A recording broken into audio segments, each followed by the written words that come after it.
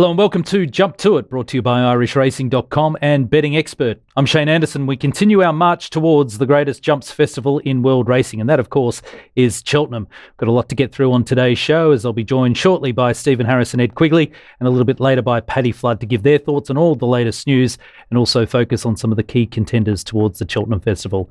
It's always great to get plenty of audience interaction, and we've had a lot over the past week. Some's been quite positive too. Good to see that Stefan's finally happy now with the way that we're using our French pronunciation. But also I thought some interesting points there by Powdy, who raised comments about Cyrname and whether or not he's a spent force after the horse failed at Ascot last weekend. We'll talk more about that on the show today. In fact, it's now time to get the latest news. And it's great to catch up with Stephen Harris and also Ed Quigley to talk news. Stephen, I'll start with you. And big talking point this week is about amateur riders. They've now been told they cannot compete at the Cheltenham Festival this year. How do you assess this, and do you think it'll have an impact on whether they'll actually stage the races that are traditionally for amateur riders? I think the races will definitely happen. It is a bit of a shame, really, because I know a lot of punters follow people like Jamie Codd, who's near enough a professional anyway. He's different class. He's sort of the get-out jockey if you're in trouble on the week. I did read that Patrick Mullins is thinking of turning professional just for make himself eligible for the races. I'm sure they'll definitely take place, but it does remove some of the colour from it. Actually, it's been quite interesting in the last week or so. We've started to see the Hunter Chase season get going, and that's had professional jockeys riding it in the UK, and it has made a difference. I mean, there's still some really high-class horses running in these sorts of races. It certainly has changed the dimension, though. Ed, from your perspective, do you see this as just a narrative piece, or do you think it'll actually impact the way these horses are prepared or these horses are ridden and so on when it comes to the big race? Possibly, yeah. I mean, as you say, there's an overall wider picture. I think we've just got to put it in perspective. This is going to be a one-off, isn't it? All being well, and then from next year we're back to the norm.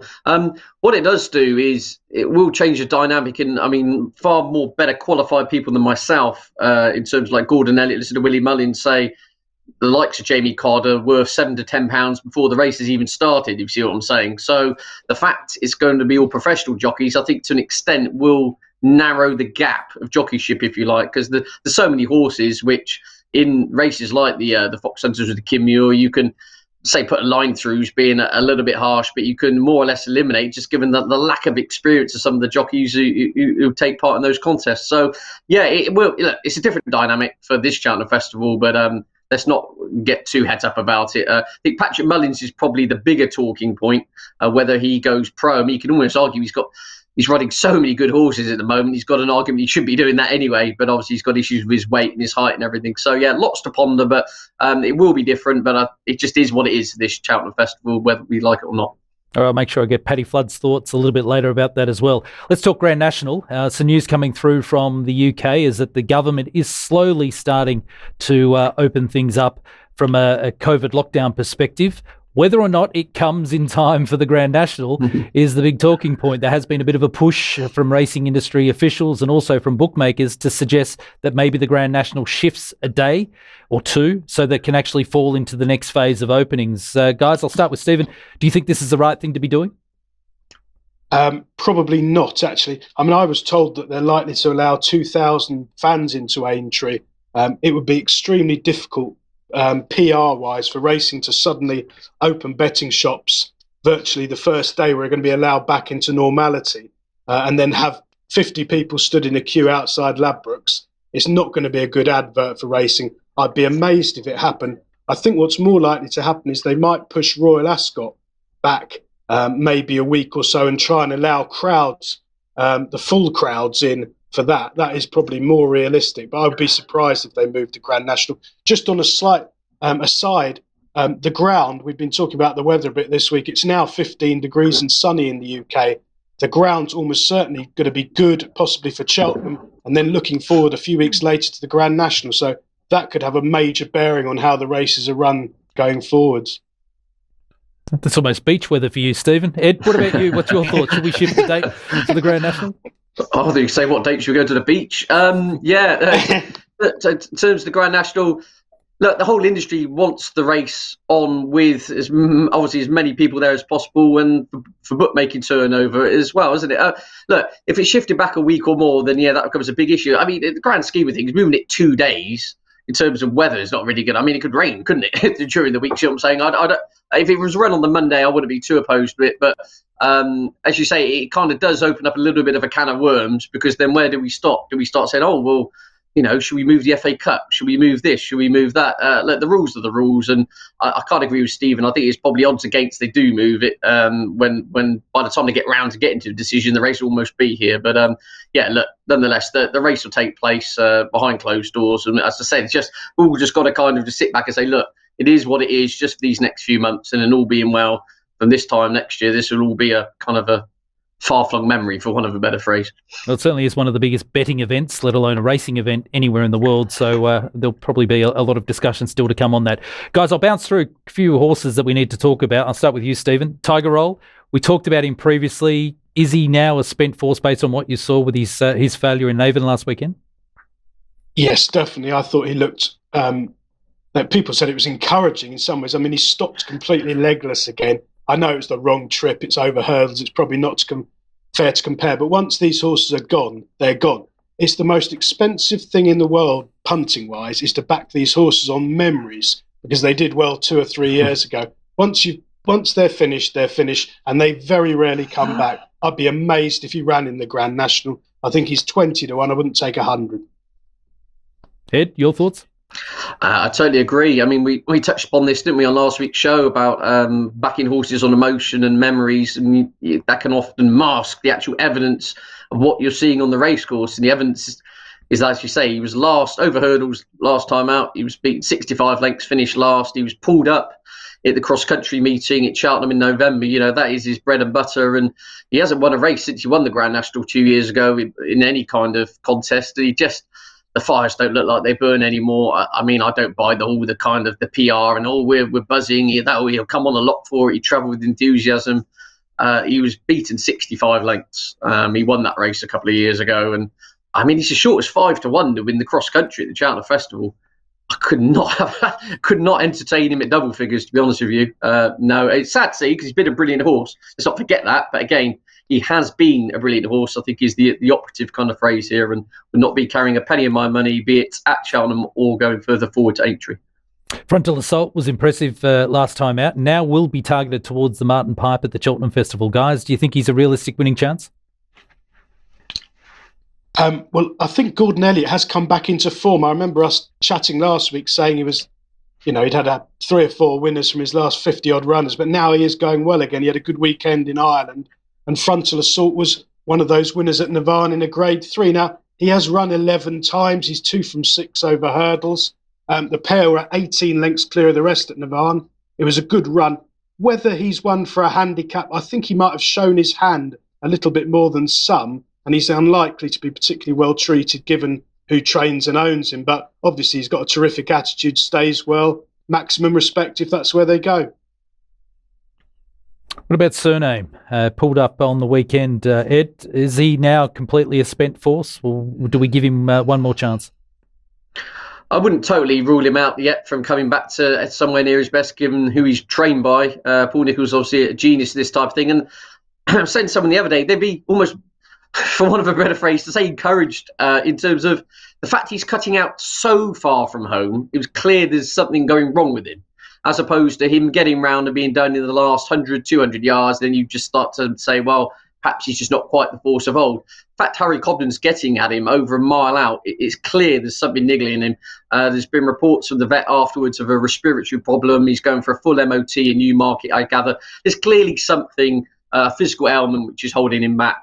I think he'll be dusted off. We'll have a clear kind of look for a clean bill of health and bring him back next season. What is probably clear is that the best horse in training tag on official ratings is it's overinflated on the basis of beating a half-fit Altior on soft ground at Ascot a couple of years ago. He's never been able to get anywhere near that level since. That, say it was a fluke is probably too harsh, but he probably just caught Altior on a trip he wasn't used to, on a slightly below par day.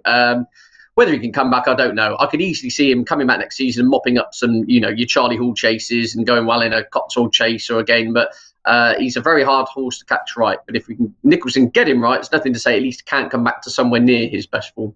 Stephen, Dashel Drasher's been talked up now as a Ryanair prospect. Would you have him at the top of the list? I think he's probably got to prove himself away from Ascot, to be honest with you. And I do have my doubts about how good a race that was at the weekend, with the favourite running so poorly. Actually, coming back to Paul Nicholls, it's quite interesting to touch on. Harry Cobden was interviewed in the week after he'd ridden a winner around one of the gaffs, I think.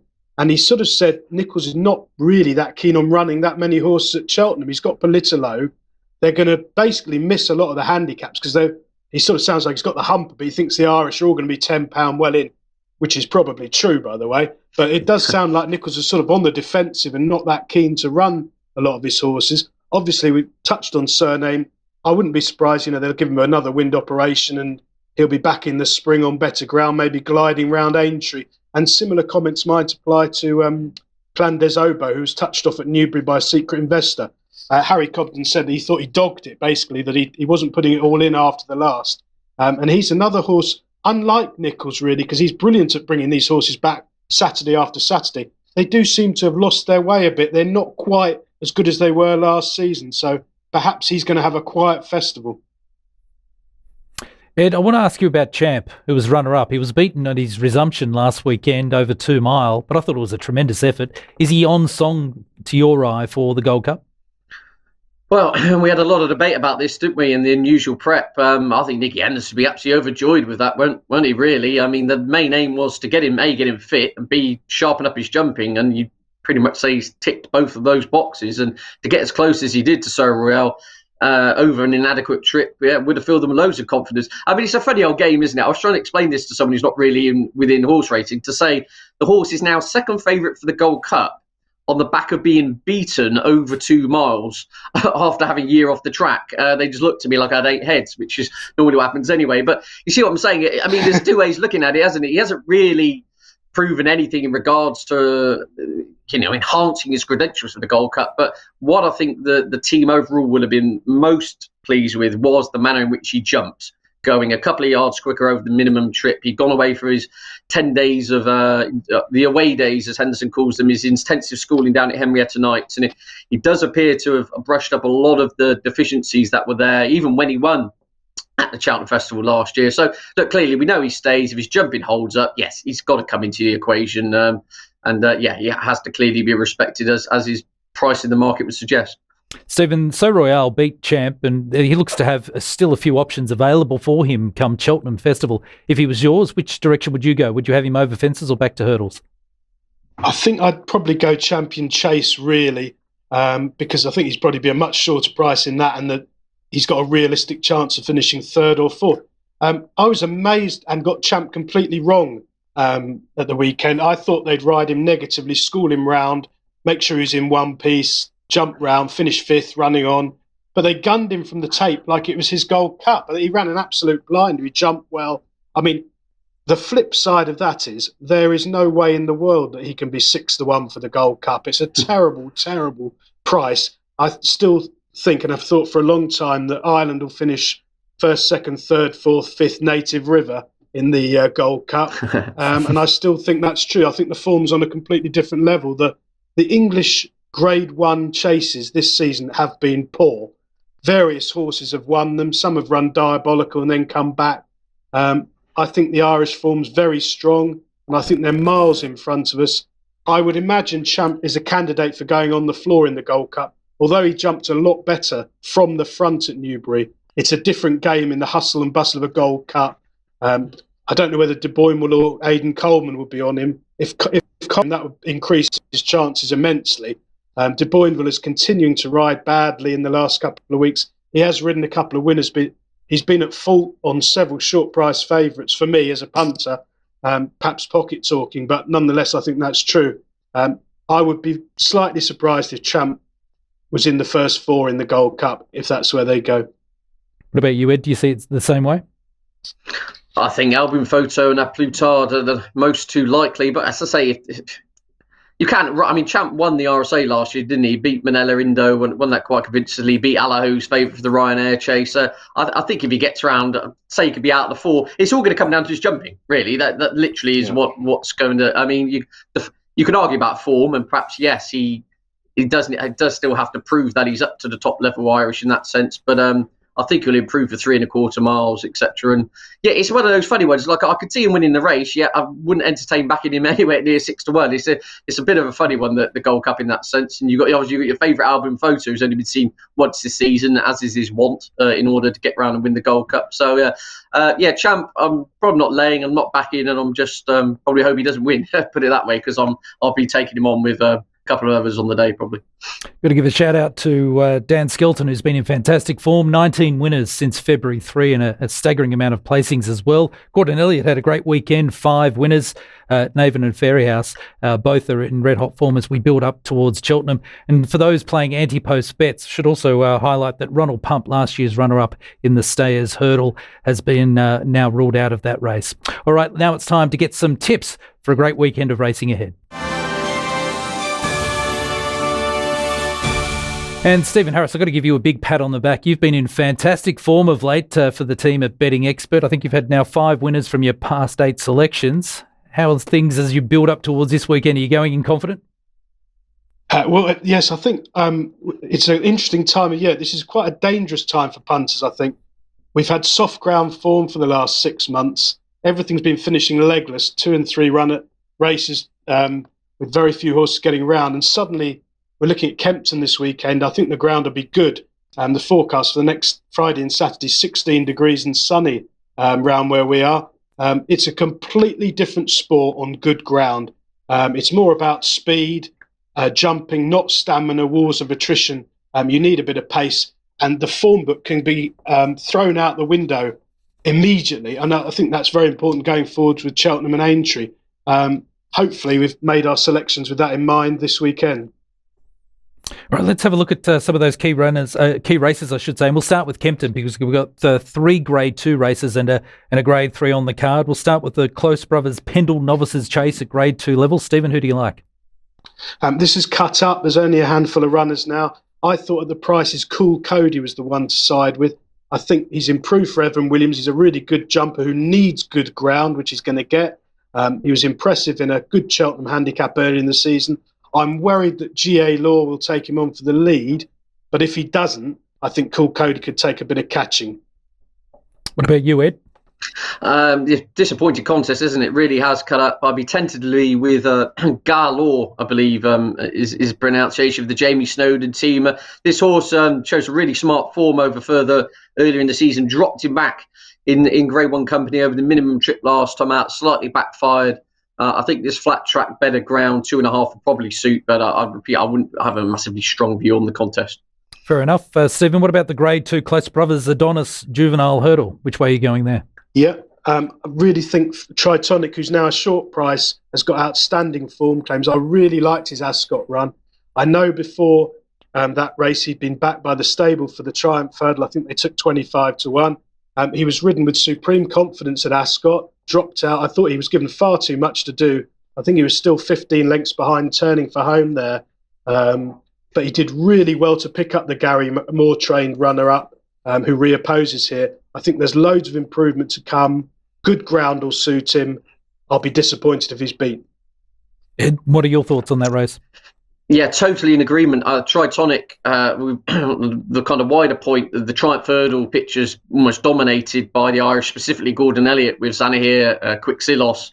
But Tritonic does look to be kind of flying the flag, doesn't he, for England, if you like, in that sense. And I was impressed by it was pretty bad ground at Ascot, and the manner and the gears he showed to pick up in the closing stages when all the vibes were he definitely need the run beforehand. I thought it was plenty of encouragement, and I think he could win this. Alan King's got a very good record in this race, including this meeting overall, and I think he'll go forward to Cheltenham to try and further major claims on the back of this. And this race on Saturday has been made significantly easier by the second favourite, Hiros de Soy, who's unbeaten. Nicky Henderson's decided to swerve it and go for Warwick in a slightly lesser contest earlier in the week. So that's made Tritonic's chances even easier, shall we say. I think Tritonic looks top class, and I expect him to win and then go on and be a real major player in the Triumph Hurdle itself. All right, Stephen, anything else on the card that you like at Kempton? My nap of the weekend is in the 335, which is an 18-runner handicap chase. I really like Cap de Nord, who's owned by a Pally and Marmin. He's been a fantastic servant, trained by a genius in Christian Williams. He's run at Kempton earlier in the season when he finished second behind Royal Pigalle. It's probably one of the best lines of form in handicaps this season. The winner's going for the Gold Cup with live claims, and the tailed off third Double Shuffle came out and won. It was a very strong race. He has been hammered up the weights again. He ran in the Sky Bet chase at Doncaster a couple of weekends back, and the ground at Doncaster has been diabolical all season. He needs better ground. He lost a shoe 2 out there as well, which I'm not sure is in the public domain, but he's a very progressive, smooth traveller. Jack Tudor's booked again. There's 18 runners. You'll get 4 places, maybe 5 or 6 for looking around with the bookmakers. I think he's going to be at least 5 to 1. He should go really close. The one negative to play devil, there's always a flip side. The one negative is Christian Williams is badly out of form. He hasn't hardly had a winner in the last 3 months. I think 6 of his last 8 runners at the time of recording have pulled up. So I am worried about that. And I think they are a bit worried about that. But Captain Order's got his ground, got the jockey, got a strong pace, loves Kempton, lots of positives. Ed, is there anything else on the card that you like? Well, in the same race, I'm gonna go against here with Slate House for Colin Tizard. Now, you need a little bit of a leap of faith with this horse because he's disappointed more often than he's produced in recent times. However, let's not forget his kind of finest hour came round here only just over a year ago. He's a Grade 1 winner of the Quarto Star Novices. He's had all sorts of little issues and things haven't gone right, but he's slipped down the handicap now back to a mark of 148. So he's starting to look very well treated on form, not from 3-4 years ago, only from just over a year ago. I mean, let's not forget, this is a horse who's been regularly kind of running in Grade 1s. Coming back to this track, as I said, he's dropped down the handicap mark. He's versatile in regards to ground. The Colin Tizard team, they're still not properly firing on all cylinders, but at least compared to 6 months ago, it's absolute chalk and cheese, isn't it? And I thought a double figure price, an each way alternative, given that he's returning to the scene of his happy hunting ground, Slate House would be my big price selection, if you like. Also got a feature race coming up at Fontwell on Sunday, which is the Grade 2 Stella Artois National Spirit Hurdle. Stephen, do you have a thought on that race? I thought McFabulous looks miles clear on form. He's really thriving for tests of stamina this season. He's a strong traveller, trained by Nichols. Obviously, Sunday's, at the time of recording, a few days away. I would imagine it's soft heavy in places at the minute. It can't possibly be that. I would have thought it'd be nearly good to soft at Fontwell. It's been a swamp all winter, but it's surely got to dry out now. And McFabulous is a real smooth traveller on good ground. He should have too much speed for them. There's a couple of gone horses. Bally Andy, I backed last time, never again. He was really disappointing at Haydock, and I think he's a gone horse. There's a horse of Harry Fry's in there who I think doesn't want to win. It looks quite a weak renewal, and I should think McFabulous will be a very short price. What about you, Ed? McFabulous to take a lot of beating, and I think will probably get followed home by Brewing Up a Storm, who looks to have enjoyed Folly Murphy coming back to hurdles after not taking defences at all. If there's one for the notebooks in there going further forward, it'd be Reserve Tank of another Colin Tizard horse. This was a Grade 1 winner over hurdles a couple of seasons ago and was last seen when pulled up in the Marsh Chase at Cheltenham Festival last season.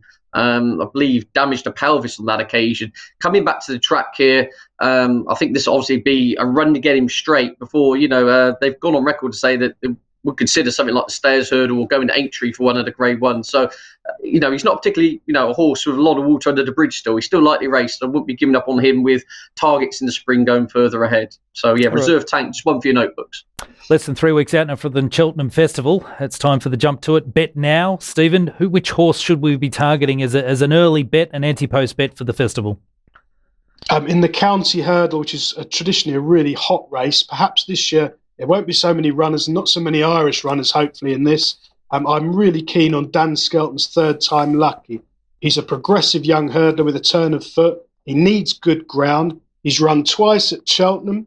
He finished 4th in the Champion Bumper last season, and then he finished second behind the Tearaway For Pleasure when a short price turned over at a short price here.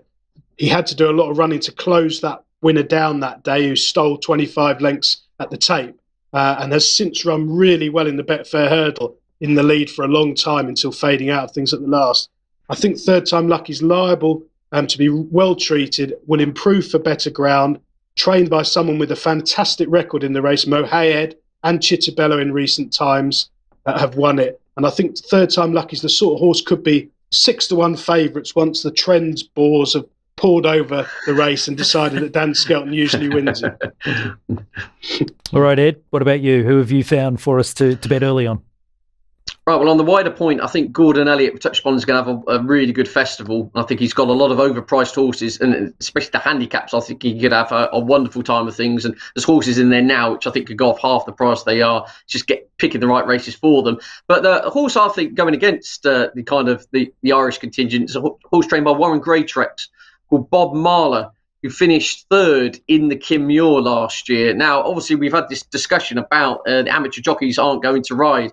And if anything, that could probably help Bob Marler in the sense, one of the top class jump jockeys, professional jockeys, will be on board. So what I'm saying is, again, that old talk we had about the Jamie Codds, if you like, of this world compared to the less experienced, the gap's more narrowed, isn't it, when the professional jockeys are on? And his form from last year is pretty solid. And given that he gets in here £5 lower than 12 months ago, he's got to be taken seriously. Ran really well at the festival. He jumped, he galloped, just got a little bit tired in the closing stage before plugging on. As I said, Warren's got him in here off a £5 lower mark when finishing place in this race last year. He's around the 33-1 mark. I actually spoke to Warren Greatrex earlier in the week, and he says it's a case of the drier the ground, the better his chances. So with this, the Costa del Gloucester all around us at the moment, we'll be hoping the nice blue sky continues in regards to his chances. Plenty of great information there, guys. Good luck this weekend. Look forward to catching up with you next week. Cheers, Shane. Stephen Harris and Ed Quigley there. And make sure you head to bettingexpert.com to get Stephen Harris's daily tips. Of course, he provides a daily tip of best bet and also value bet for racing in the UK. And as I mentioned earlier, he's been in fantastic form over the past week. 5 winners from his last 8 selections. Let's hope that run continues. It's now time to get the thoughts from Paddy Flood as we continue our build-up to the Cheltenham Festival. Paddy, good to catch up. Plenty to talk about this week, and we're going to spend a fair bit of time talking about legendary trainer Willie Mullins and his horses ahead of the festival. But I want to get your buy-in on the news that's come through about amateur riders not being allowed to ride at Cheltenham this year. How damaging do you feel it is for them, those that compete as amateurs in the sport? And is it a kick in the teeth that makes it really hard for them to recover from? It's definitely a kick in the teeth, Shane. Like I said last week, the Jamie Codds, the Derek O'Connors of this world, them boys and Patrick Mullins, they're fully fledged professionals, really, And speaking about Patrick, he just has to change a piece of paper to become a professional, and he's allowed ride, makes no sense to me. Patrick's going to be there saddling horses, riding them out, leading them up. He's going to be there anyway, in and amongst it. But look, it's a government decision. So look, it's above our pay credentials to be trying to fight it. But look, it's disappointing for the lads. But look, Cheltenham's still going to go ahead. All right, let's focus on Willie Mullins. As I mentioned, he's one of the all-time greats of Irish racing, one of the all-time greats of world racing. When you look at his record, he's been 14 times the champion national hunt trainer, I think 13 in a row. Most successful trainer in Cheltenham Festival history with 72 winners. Last weekend, he had a flat winner in Saudi Arabia. He's had winners in Japan, Australia, France, the UK, and of course in Ireland. How do you assess him as a trainer? Is he the greatest you've seen in national hunt? He is, Shane. In my era, anyways, he's the best I've ever seen. And he's had the best jockeys I've ever seen, with Ruby there for so long as well. What else can you say about the man? He can do it all, from, as you said, Saudi Arabia with a jump bred horse to win $1 million flat race. He's a genius. Why do you think he's so good? Is it the fact that he's lived his whole life in the sport, or is he just that good when it comes to assessing a horse that it puts him above others? Well, it's in his pedigree, Shane. His dad was very good. His 2 brothers are very good. His son is a very good judge. It's just running through their veins. You can't teach that stuff or, read it out of a book. You just either have it or you don't.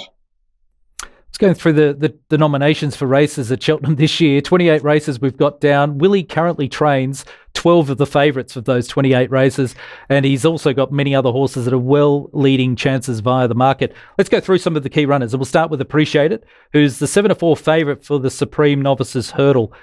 Looks to be, to my eye, one of the bankers of the week. Do you agree? Yeah, he's a horse I've always liked, Shane. He got beaten at Cheltenham Bumper last year by a freakishly good ride and a freakishly good horse, you know. He made a few little mistakes last time in Leopardstown, but I think that'll actually help him, you know, going towards Cheltenham. He'd been jumping so good in his maidens and made a couple of obviously mistakes in the Grade 1, but that should be ironed out now. He's going to be ridden on the speed, out of trouble. And yeah, if you asked me what I'd like to ride, I'd love to be throwing my leg over him. And he's a beautiful big horse, and I think he's a good bet. Energumene is 5-2 for the Arkle, a rare non-favourite for Willie in one of the big races. How do you assess Energumene? He's been flawless this season over fences in Ireland, Shane. I'm a big Shishkin fan, but Energumene for me, Shishkin, All Mankind, that could be the race of the festival, and there could be a lot of speed on. And you know, the Arkle's been lacking a bit for the last couple of years, but I think this year is going to be a great race. I'm still with Shishkin. I'm not too sure of Energumene's form here. The horse he beat the last day, Franco de Port, should have fallen at the fence away from the stands in Leopardstown and lost a lot of ground and still managed to finish second to him. So I'm just not convinced on that form, and Shishkins has been there and done it at Cheltenham, so I'm sticking with him. The day one highlight is the Champion Hurdle, and Willie saddles up Sharjah going towards that race. In fact, probably one of the longest price runners he's got for a feature race during the week, currently at 16-1. To my eye, that looks a really good each-way option going into the big race. How do you assess Sharjah? Yeah, great each-way option. Shane, second in the race last year. He's going to tip around the back and, you know, pick up the pieces late. Whether he's good enough to win it, I'm not sure, but each-way value, definitely. I'm not sure who's going to ride him now, Shane, because his buddy, Patrick Mullins, who gets on so well with him, you know, if he does turn professional, he'll obviously ride him, but he is a bonus on the horse, to be honest, and he knows him so well, but he's good value at 16-1. Concertista certainly looks very hard to beat. Currently a 6-5 favourite for the Mayor's Hurdle. How do you assess her prospects? Yeah, look, we know she goes on the track. She's a 12-length winner last year of a Grade 2 novice Mayor's Hurdle. Her form this year looks like she's improved again, and she's had a couple of lovely rides by Paul Townend to just win on the bridle, give her loads of confidence going there. I'm not sure if Daryl Jacob will ride her or Paul, but whichever of the two, they'll be delighted to throw their leg across her. Paddy, one of my favourite races of the week is the Ballymore Novices Hurdle. We've got Gaillard du Mesnil, who's currently 3-1 favourite for the race, another leading contender for Willie Mullins. Your thoughts going into the race this year with Gaillard du Mesnil? Look, he was very good in Leopardstown, Shane. He had a hood on. He obviously can pull hard. He's going to need a lot of speed in the race. But he won really, really easy that day, and he jumped really, really well. He's a horse I like. He looks like a progressive sort of horse. I'm not sure if the ground is good, that's going to be in his favour. It was good and heavy in Leopardstown that day, and he ploughed through it easy. But he needs to settle, and I'm not sure if the quicker ground will suit him. So there is a couple of question marks. There's no doubting he should be top of the market, but he's just no steering job, you know. Monkfish is one of the shortest price favourites for the week, currently 6-5 on for the Brown Advisory Novices Chase. Short enough for mine, but do you think he's a standout bet in that race? Yeah, he's that short for a reason, Shane. He's that short because the opposition, I think, is not good enough to beat him. I'm not sure he's an absolute superstar. What he's doing at the minute is brilliant, but all his form is around the latest exhibition. Who I think the last day in Leopardstown jumped terrible. He never had a cut of the fence, and he made Monkfish look really, really good. Now, to be fair, Monkfish looks like he's an improving horse all the time, but his opposition, I think, are just not good enough to beat him. Oh, it's good insight there around Monkfish. He just might be the last man standing from a form perspective in that race. Chacun Pour Soi is another odds-on favourite for Willie Mullins, and this is in the big one of day 2, the Queen Mother Champion Chase. He's currently 10 to 11 on, 11 to 10 on favourite, 10 to 11. To me, again, it's another one who looks like he's priced at the best of his form, but I wouldn't want to take much shorter at this stage, particularly for a race of that quality. No, he's a beautiful horse, Shane. I've seen him in the flesh. He's just a beast, and he's really, really impressive. And I think this season he's really put a stamp on things. I wanted him to go to Leopardstown and really put down a statement, and he did. He quickened up from the back of the last. He looks like a joy to ride, and we've seen footage of Danny Mullins schooling him around Leopardstown, and it was scary how good of a jumper he is. He doesn't make a whole lot of ground on the level. He does most of his gaining of his lengths in the air, and I think Willie would really love to win this race. I think it's the only championship race in Cheltenham Willie hasn't won yet. Let's talk Kilcruit, who was a dominant winner in a bumper at his most recent outing. Of course, he's unbeaten. He's now 7-4 favourite for the champion bumper. He looks so exciting. How do you assess him? He was ultra impressive in Leopardstown at Dublin Racing Festival, but I'm not 100% convinced on that race, Shane. I think they went way too quick in front, and he got a beautiful ride off Patrick. He switched him off. He was asleep all the way around, and he just got through his gears perfectly. When the other horses were, just a spent force, and he was going into third gear at that stage. I've no doubt he's very good, but I'm still with Sir Gerard in that he's come through a couple of tough battles, and I've seen what I liked about him in a 3 mile point to point, the way he travelled, and he's just for my opinion, I think he's a better horse. Willie's got a couple of good chances in the Ryanair Chase. Allaho is the 5-1 favourite at the moment. He's also got Min in the race, who's currently 6-1, so certainly dominating the market there. How do you assess their prospects?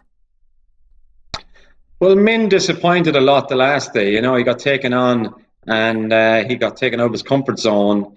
He's been around a long time now, Min. He's got a lot of races under his belt, and he's been a superstar. Without Altior, he would have been an absolute freak. But Allaho is a horse. I was in Willie Mullins' 2 years ago watching horses gallop, and I was just taken aback by this horse. He's a beast. He's a big giant, and I think they were thinking that he was going to turn into a Gold Cup horse, but the way he races, I think he's just better free-flowing, letting him jump, throw the reins on his neck, and let him take you there. So I think this race is tailor-made for him, and I'm going to stick with Allaho.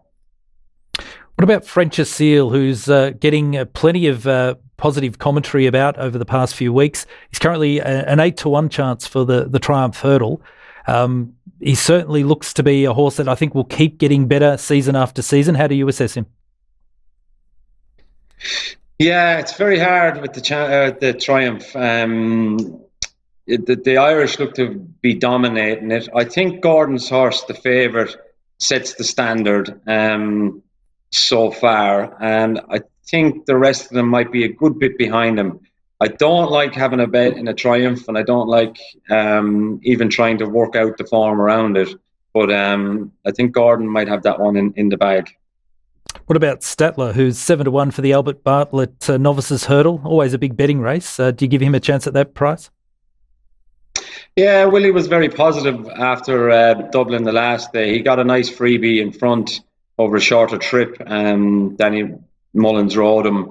He jumped well. He done everything right, and he probably just got outclassed with a speedier horse. But all signs are good, and Willie was very positive after it. So when Willie speaks positive, you got to sit up and listen. And Paddy, I've saved the big talking point to last, and that is Album Photo, who's trying to attempt to go into the rarest of territories, a 3-time Gold Cup winner.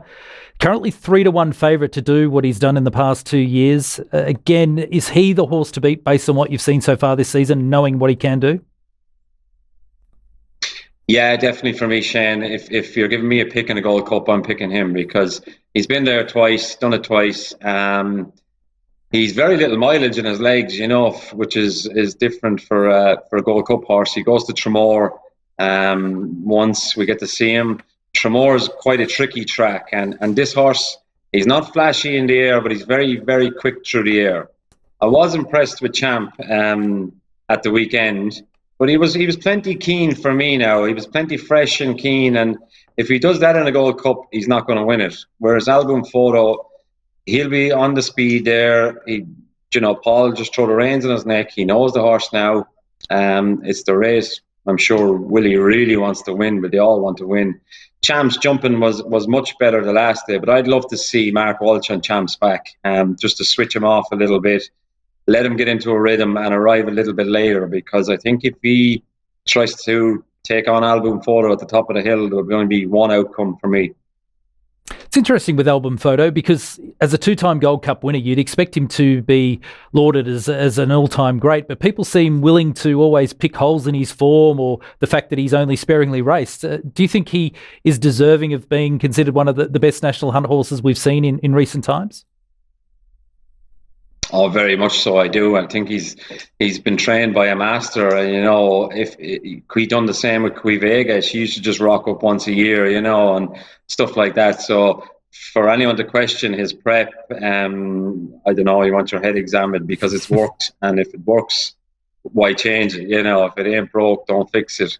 And I like that prep because listen, Willie's gallop at home is as deep as you've ever seen a horse canting through a gallop, and he'll have him 100% fit for the day. I was happy with him in Tremor. I really love the horse. I just think he has the heart and he has the class, and he just loves a fight as well. So look, this year's Gold Cup might be even a little bit easier on him than last year's because Native River will be there. He'll set the pace. Paul might just sit in behind him. He's not, Santini's not the horse he was. Champ has question marks over his jumping. They might be just trying to mind him, and Paul might just be able to just tip around and enjoy himself, and from 3 or 4 out say, right, let's race from here. And I really hope he does it. I think he deserves to win the third. Funny thing with Willie Mullins, we could probably spend another hour just talking about the horses that he's got set for Cheltenham this year. As I touched on earlier, already got 12 of the favourites of the 28 races scheduled. He's the record-winning trainer at the event with 72 wins thus far, and I think he's going to add to that enormously this year. Paddy, I no doubt you've had a quick look for racing this weekend ahead. Is anything standing out for you at this stage? Burroughs Saint in the Bobby Joe Chase on Saturday. I think he's well treated. Off his rating, he's a nice weight. Paul Townend will ride him, and he's my pick for the weekend, Shane. All right, Paddy, really appreciate your time. Look forward to catching up with you again next week. Cheers, Shane. Thank you. Great to get the insight there of Paddy Flood. Of course, as a jockey, a Cheltenham Festival winner. He's won plenty of other feature races and rode with distinction around the world. It's always great to get his thoughts on how some of these big stables are preparing their horses towards the Cheltenham Festival. Well, make sure you head to irishracing.com to get all the latest news, cards, tips and insights for racing in the UK and Ireland. Tremendous resource there, and look forward to catching up with the team again next week as we continue the build-up towards the Cheltenham Festival. I touched on earlier, Stephen Harris has been in fantastic form for the Betting Expert team. Head to bettingexpert.com and follow Stephen's tips on a daily basis for UK racing. And make sure you subscribe to the Betting Expert YouTube channel. Get involved in our discussion, whether it be here by subscribing and posting a comment on our YouTube channel or getting involved in our other social media platforms, and in particular Twitter. Lots to talk about, and we're going to continue to get your thoughts as we build up towards the Cheltenham Festival. Hope you've enjoyed today's edition of Jump To It. We'll see you next week.